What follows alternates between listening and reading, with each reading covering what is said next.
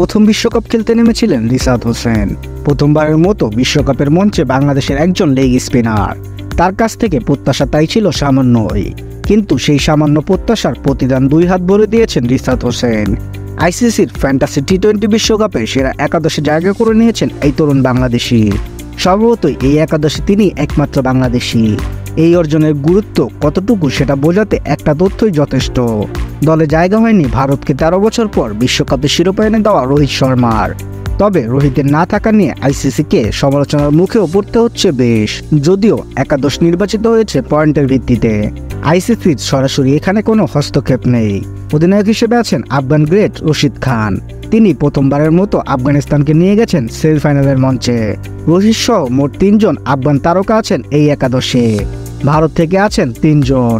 তবে সেমিফাইনালের টিকিটও না পাওয়া অস্ট্রেলিয়া দল থেকে বিস্ময়করভাবে আছেন 3 জন।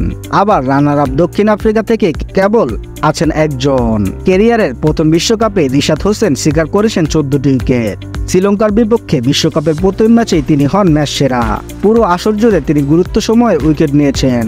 তার থাকাটা বাংলাদেশের জন্য সম্মানজনক। তবে অনেক যোগ্য লোকের বাদ পড়াটাও দৃষ্টিকটু।